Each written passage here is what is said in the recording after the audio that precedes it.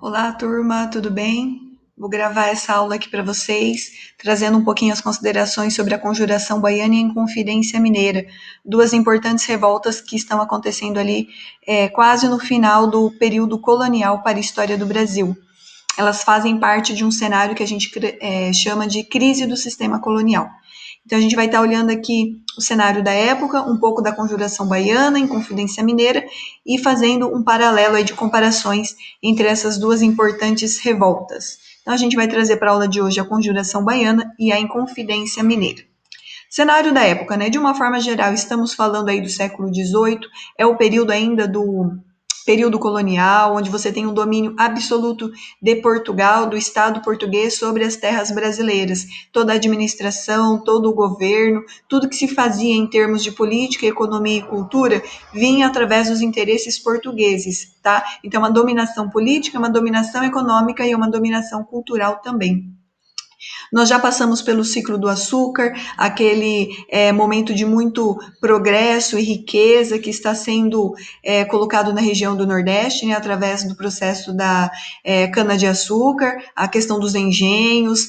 Nós já estamos com o processo da escravidão acontecendo no Brasil. E nesse momento também estamos já no ciclo do ouro, nas regiões de Minas Gerais, Goiás e Mato Grosso. Então, já temos aí esse cenário acontecendo. Já houve um domínio muito forte na região do Nordeste, onde ela era a principal região, e nesse momento dessas revoltas, tanto na Bahia quanto em Minas Gerais, nós já estamos aí falando no novo ciclo econômico de maior intensidade no Brasil colônia. É óbvio que existiam outras atividades econômicas também, tanto o comércio externo quanto o comércio interno dentro da própria colônia, mas estamos falando aí no sentido maior, né, o que mais preponderava para os interesses da metrópole. Já tinha passado o ciclo do açúcar e agora essa metrópole está ganhando muita riqueza, muito domínio numa outra região, né? Nas outras regiões de Minas Gerais, Goiás e o antigo Mato Grosso, que vai pegar o nosso Mato Grosso do Sul também, que é a fase ali do ciclo do ouro para o século XVIII. O Brasil, nessa época, vai iniciar o ciclo do café, mas isso vai ocorrer só no século XIX, numa outra região, que é a região de São Paulo, do Oeste Paulista. Bom, a política até então é uma política do governo geral lá desde 1548. Antes do governo geral eram as capitanias e depois das capitanias viu-se a necessidade de estar criando um governo geral para melhor administrar a colônia, né? As capitanias acabavam descentralizando a política, prejudicando um pouco os interesses da metrópole. Lembrando que as capitanias hereditárias ficavam basicamente no litoral. Quando entra o governo geral, entra com essa ideia de unificar os territórios, centralizar a política e centralizar o governo de Portugal sob a colônia brasileira. Então, o que vinha desse governo geral? Incentivar a implementação dos engenhos, continuar controlando a região do Nordeste, a produção do açúcar, aglutinar os indígenas em povoados e aldeias, isso era uma maneira de estar também controlando as comunidades indígenas, né? Fazendo acordos com suas terras, o processo de catequização também está acontecendo, neutralizar as ameaças, tanto ameaças de invasores de outras nações, como Espanha e França, os holandeses, franceses também, como próprias ameaças internas que pudessem estar acontecendo, tanto das sociedades indígenas, quanto também outras parcelas da população que estivessem aí ameaçando os interesses metropolitanos. Então, você vai ter combates internos, você vai ter alianças, acordos, tanto com as tribos indígenas quanto as outras camadas da população também, as classes que se sentiam desprivilegiadas, acabavam aí promovendo revoltas locais, que são muito bem representadas tanto pela Inconfidência Mineira quanto pela Conjuração Baiana também, claro, levando em consideração as suas particularidades.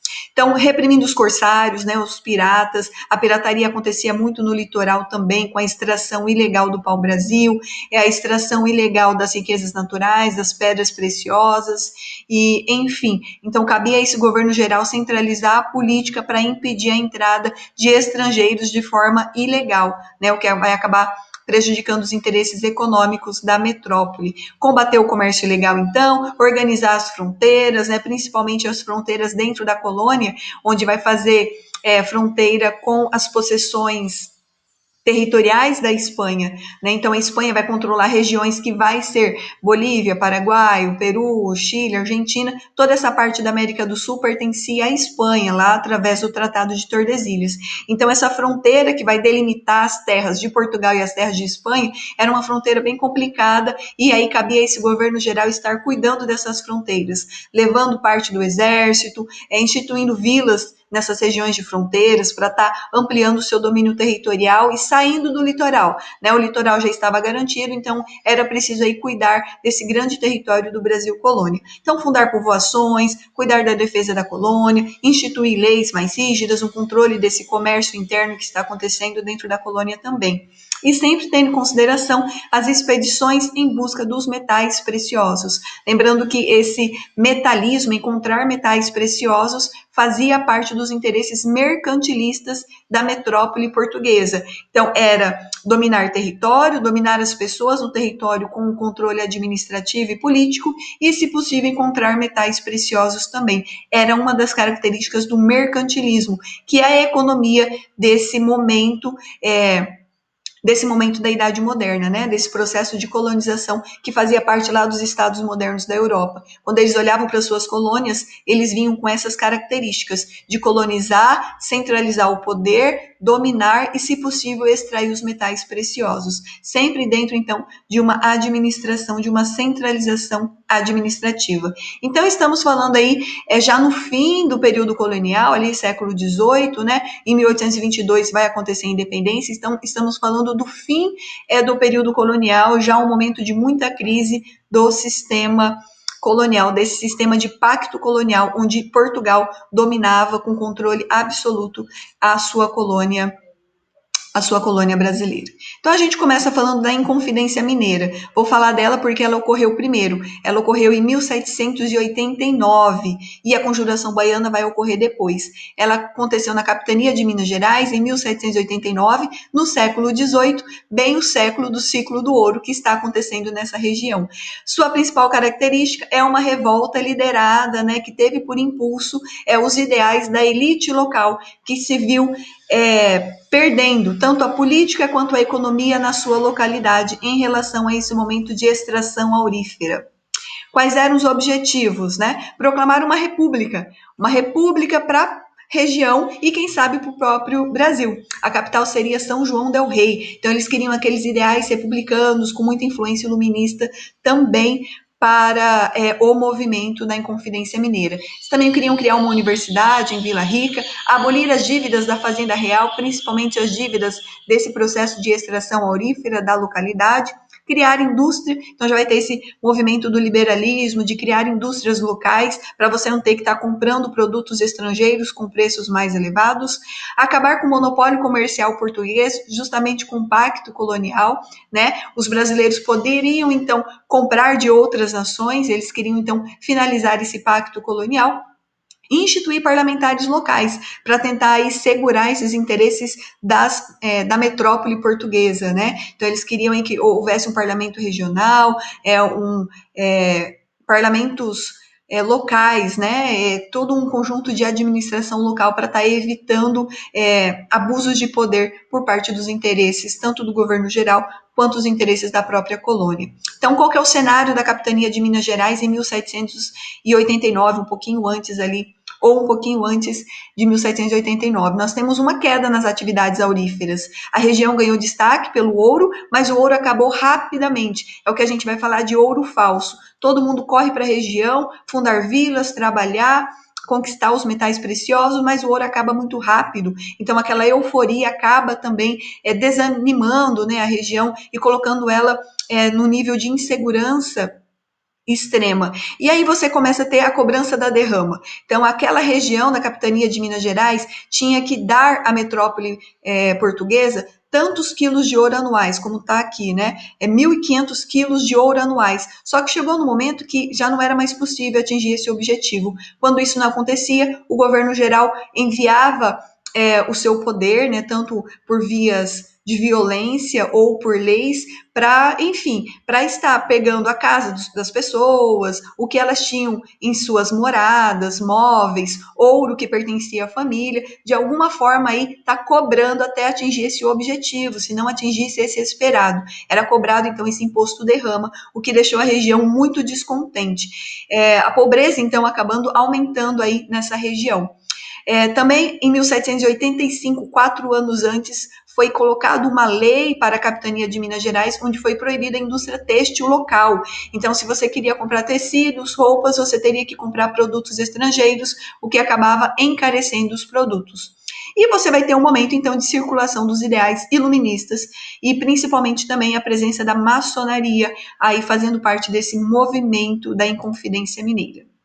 Seus líderes, né? Tomás Antônio Gonzaga, escritor e poeta, Francisco de Paula, que era tenente-coronel, Cláudio Manuel da Costa, que era oriundo de uma família muito enriquecida de mineração, e, claro, Joaquim José da Silva Xavier, o Tiradentes, que foi aí a figura mais popular da Inconfidência Mineira. Ele nasceu em novembro, mas ele foi decapitado, né, como aí um emblema, como uma mensagem da autoridade do governo geral, foi decapitado em praça pública no dia 21 de abril e é celebrado o feriado nacional em homenagem a esse importante líder desse movimento da Inconfidência Mineira. E aqui a gente volta, então esses são os principais aspectos da Inconfidência Mineira. Apesar dela criar uma república a nível do Brasil todo, ela estava principalmente interessada em resolver os problemas das elites locais, que se viam em desprivilegiada naquele processo todo da derrama e das arbitrariedades que vinha por parte do governo geral. A conjuração baiana vai ter algumas características diferentes. Ela vai acontecer na Bahia em 1798, 10 anos depois da Inconfidência Mineira. Ela é também conhecida como Conspiração dos Búzios ou Revolta dos Alfaiates, porque teve uma participação muito forte dos alfaiates, eles eram os grandes líderes aí desse movimento. Seus dois principais líderes, João de Deus e Manuel Faustino dos Santos Lira, mas houveram outros também. Objetivos da revolta: separar a Bahia de Portugal e transformar a Bahia numa república, abolir a escravatura, atender às reivindicações das camadas mais pobres da população. É uma revolta, então, muito mais social e de um caráter muito mais radical do que a Inconfidência Mineira. Ela foi organizada e ela tinha um ideal de um movimento social muito mais radical que a Inconfidência Mineira. Os seus próprios líderes eram negros ou alforriados ou escravos que estavam fugindo e se juntavam a esse movimento. Mas também teve a participação da maçonaria. A primeira loja maçônica criada na Bahia, conhecida como Cavaleiros da Luz, também ajudou aí a proliferar os ideais iluministas e, claro, ideais um pouco mais radicais, né?